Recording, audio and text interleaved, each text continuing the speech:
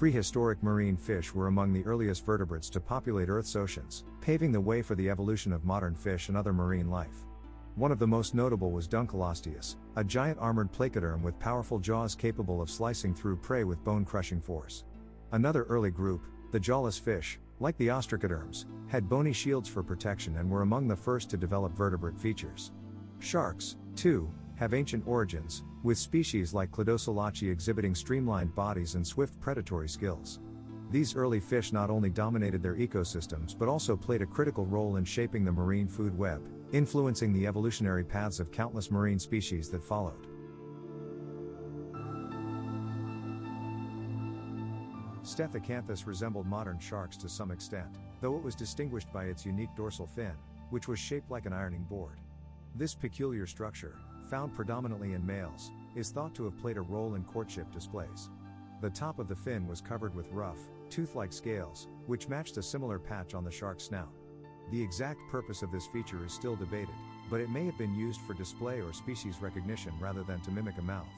Stethyacanthus likely patrolled shallow coastal waters, feeding on small fish and invertebrates, including crustaceans and cephalopods. There is no definitive evidence to confirm migratory behavior, though it is possible that they returned to specific areas for mating and giving birth. While Stethyacanthus could swim relatively fast, it would not have been able to escape a much larger predator like Dunkleosteus, which posed a significant threat.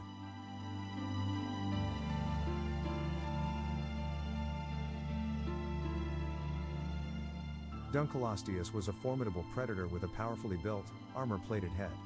Its body was streamlined and somewhat shark-like in appearance. Instead of true teeth, it had two long, bony plates that functioned like sharp shears, capable of snapping and crushing almost anything. Evidence from pigment cells suggests that Dunkleosteus had a dark-colored back and a lighter, silvery belly, possibly for camouflage. This fish was an opportunistic predator, feeding on a variety of prey including fish, sharks, and even other Dunkleosteus. Fossil evidence often shows regurgitated, semi-digested remains, indicating that it may have struggled with digesting its meals fully. Dunkleosteus is also believed to have practiced internal fertilization, with males likely having claspers similar to modern sharks for reproduction, making it one of the earliest known vertebrates to do so. Helicoprion was a bizarre prehistoric shark-like fish that lived during the Permian period, around 290 to 250 million years ago. Its most distinctive feature was its unique spiral-shaped tooth whorl, which extended from the lower jaw and contained a continuous growth of serrated teeth. For many years, scientists debated how this structure functioned, but it is now believed that Helicoprion used its whorl to slice through soft-bodied prey like squid and other cephalopods. Unlike modern sharks, it lacked typical cutting teeth in its upper jaw, relying instead on its saw-like lower jaw to process food. Fossil evidence suggests that Helicoprion had a long, streamlined body similar to modern ratfish, making it a fast-swimming predator of ancient oceans. Despite its unusual anatomy, Helicoprion was a successful genus that survived for millions of years before disappearing during the mass extinction at the end of the Permian.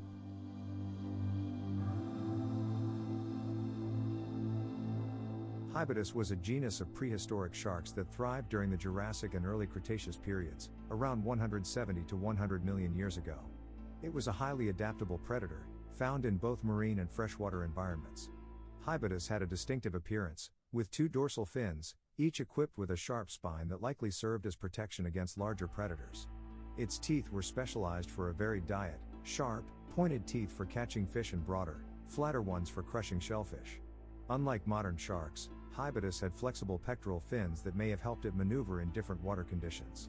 Despite its long evolutionary success, Hybodus eventually disappeared before the end Cretaceous mass extinction, possibly due to competition from more advanced sharks. Cratoxorhina, often called the Ginsu shark, was a powerful predator that roamed the late Cretaceous seas around 100 to 82 million years ago.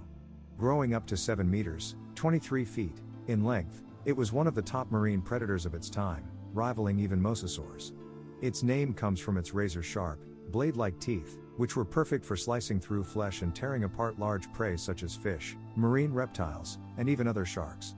Unlike some of its contemporaries, Cratoxorhina had a streamlined, torpedo-shaped body built for high-speed pursuit, making it an efficient and deadly hunter. Fossil evidence suggests it had cartilage similar to modern great white sharks, allowing it to move swiftly and strike with precision. Despite its dominance, Cratoxorhina went extinct before the end of the Cretaceous, possibly due to changing ocean conditions and competition from emerging predators like mosasaurs.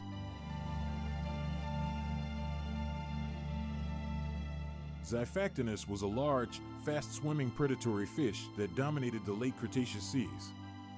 Its streamlined body and powerful tail made it an agile and formidable hunter. Fossil evidence shows that Xiphactinus swallowed large prey whole, with specimens found containing nearly intact fish up to 2 meters long, such as Gillicus. This predator likely patrolled mid to upper ocean waters, ambushing fish and other marine creatures. While its exact coloration is unknown, it may have had countershading, darker on top and lighter underneath, to help it blend into the water from different angles. Despite its size and speed, Xiphactinus was not invincible. Injuries or weakness could make it an easy target for large sharks and marine reptiles like Mosasaurus. Streamlined and muscular, Megalodon had jaws over 2 meters wide.